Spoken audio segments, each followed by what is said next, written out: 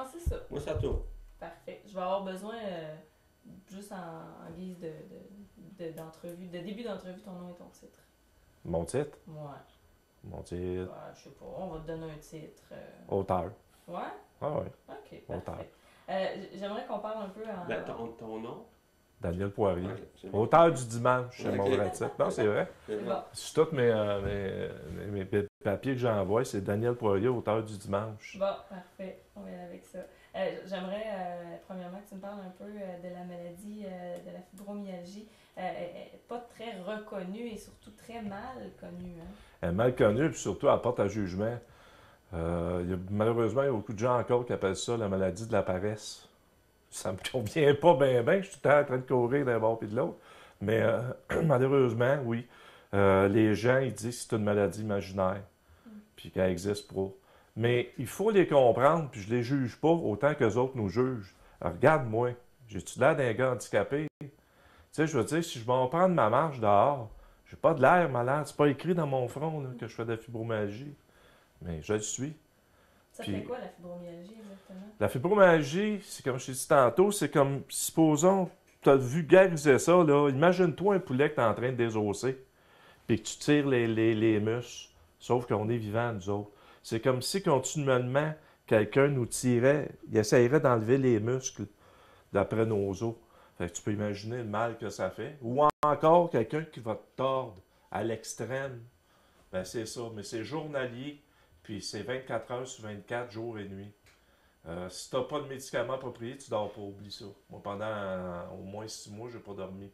Je dormais à sauvette, on va dire 15 minutes de peur, puis je me réveillais là, par de mal.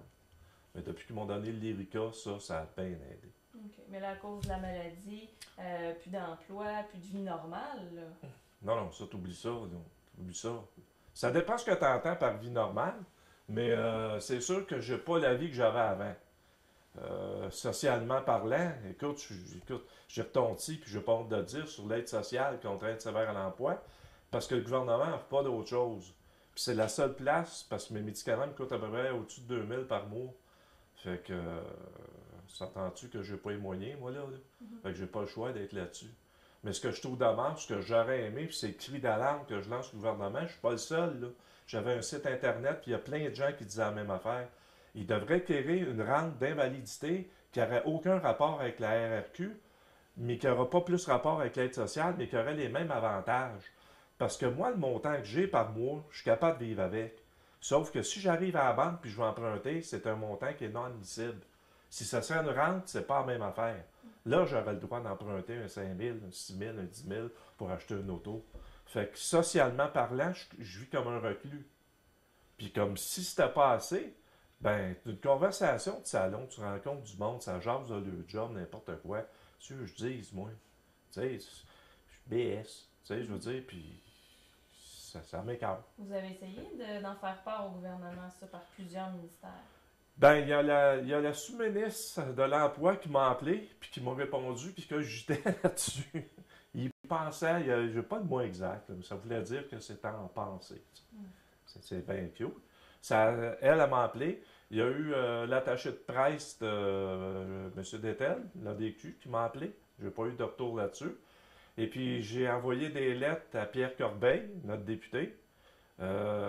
J'ai jamais eu de réponse. J'ai appelé finalement au bureau. C'est une petite madame bien gentille. J'ai expliqué mon cas. Elle m'a dit que quelqu'un me rappellerait dans la même journée. Puis, j'ai jamais eu d'appel. C'est un peu décevant de voir qu'on se fait mettre un peu de côté par le gouvernement comme ça. Ben, écoute, j'ai travaillé, moi, je n'ai payé des taxes puis d'impôts, puis j'en paye encore quand je magasine, quand je mets du gaz. Puis je peux te dire que j'ai connu une époque où c'est que quand tu appelais ton député, il te rappelait, puis si tu avais un problème, il te le réglait. Aujourd'hui, de voir que c'est rendu à ça, c'est décevant, mais avec tout ce qu'on voit. C'est décevant, mais avec tout ce qu'on voit à TV, c'est pas surprenant. Sauf que là, je trouve ça dommage. Parce que moi, j'ai 50 ans, là, je m'en vais du côté des aînés. Je vois déjà à TV comment est-ce qu'ils traitent. C'est en plus de ça, le monde malade, ils nous traitent de même. Ils traitent comme des déchets, là. On n'a plus bon à rien. On travaille plus, on n'est plus inutile. On les parque dans les coins, puis donne-le le petit nénane, puis bonjour la visite. Puis ça fait pas juste m'affecter moi, là.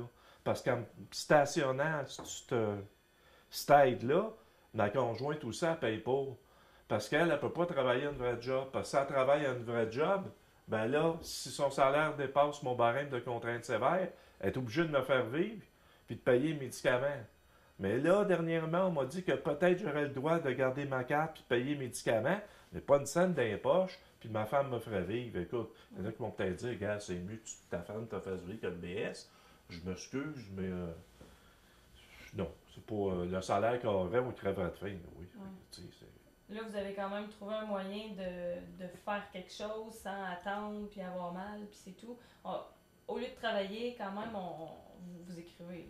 Oui, j'ai écrit un livre justement pour expliquer le cheminement possible de la fibromyalgie. Ce livre-là m'a été demandé pour une toute autre raison, il y a une couple d'années, parce que ma première femme est décédée d'une maladie, la sclérodermie. Mais suite à ça, il est arrivé d'autres choses, puis ma santé a abouti à la fibromyalgie. Bon, on m'a demandé de faire ça, ça fait quand même là, une dizaine d'années que je travaillais à temps partiel, mais là, ça fait 1 an et demi que je travaille là-dessus. Puis je travaille conjointement avec Lynn Fortin, qui est de la maison d'édition ABC, de l'ABC de l'édition à Rouyn-Noranda. Une petite madame super gentille, qui m'aide, puis qui me côtoie, puis qui me donne des sacrés bons conseils. Et puis le livre devrait être prêt, moi je dis l'année prochaine, à la fin de 2012. Peut-être début 2013. J'ai un rendez-vous mercredi, justement, pour une petite madame du gouvernement, qui eux autres sont intéressés de me subventionner une partie. Ça fait que c'est tout en train de se concrétiser, puis je suis bien content. C'est arrivé dans le même temps, vous m'avez appelé, puis je pense dans la même journée, on m'appelait pour me dire pour la subvention. Okay. Fait que c'est enfin le vent tourne. Avec le livre, avec les démarches qu'on est en train de faire, est-ce que vous avez bon espoir que justement ça revire de bord, ça devienne positif, puis réussir à avoir quelque chose de plus normal, puis de se faire un peu respecter par le gouvernement en tout cas? Pour me faire respecter, je m'arrange avec ma pomme. Je vais te dire quelque chose, la maladie en tant que telle, elle a un mot du bon côté. De par ma nature, moi je suis quelqu'un qui a un caractère, pas un mauvais caractère, mais à force de la merde que j'ai mangé dans ma vie, j'ai appris à prendre ma place. Mais quand tu te bats contre une maladie à tous les jours, puis contre des préjugés, ça te fait une méchante carapace. Aujourd'hui, c'est pas à moi que je pense. Je pense plus aux personnes qui sont seules, qui n'ont pas de famille. Parce que moi, là, j'ai une blonde formidable, j'ai des enfants formidables, ils m'appuient, ils sont là. Mais il y a des personnes qui sont seules, qui n'ont rien. C'est pour eux autres que j'écris le livre. Pour leur dire, hey, garde, t'es pas tout seul, là. Puis si t'as besoin d'un coup de main, il y a des organismes, il y a telle affaire, ça va tout être dans mon livre. Mais moi, je suis capable de me défendre tout seul. Puis aujourd'hui, je perds pas mon temps avec du monde qui sont négatifs. Tu sais, je veux dire, il y a des choses dans la vie, comme il y en a un dernièrement là, qui essayait de voler ma fille, son petit travail. J'ai réglé ça vite, vite, vite, vite. Il voulait pas payer, il l'a payé. J'ai pas donné de coup de poing, rien, là. J'ai été voir le monsieur, je l'ai assis dans l'auto, on était à la caisse, puis il l'a payé. Ce qui s'est passé après, il y a eu du bavassage, un gaga, mais moi, c'est le même que je règle mes problèmes. Puis après, pour moi, c'est fini. Si lui, c'est pas fini, parce qu'il est choqué, je m'en occupe même plus. C'est qu'il faut que quand tu as la fibromyalgie, tout ce qui est négatif, il faut que tu le balayes. Il faut que tu oublies ça, là. Parce que si tu laisses le moindrement de la porte ouverte à ça, du négatif, c'est toi qui payes pour. Puis c'est là que tu te fais démolir. Puis moi, je ne veux pas me laisser démolir. Moi, ce qui m'a mené toute ma vie, puis je le mets en gros à chaque fois dans mon livre, c'est le mot espoir. Ça, c'est tout le temps ça qui va. Parce que le monde aujourd'hui, on dirait que... En fait, il y a deux mots, espoir et respect. Puis je trouve qu'aujourd'hui, dans notre société, c'est deux affaires que le monde, on dirait que... sont sur le fast-food, là. Puis moi, je ne veux pas partir une secte, là, puis montrer ma que je suis. Mais moi, le fast-food, là, McDonald's, j'aime ça, mais pour le reste, là, tu sais, je veux dire, les speed dating, puis les télé-réalités, là. Ma vie est assez engagée, j'ai pas besoin de regarder la vie des autres à la TV. Tu sais, j'aime mieux regarder des romans, par exemple, c'est le cas.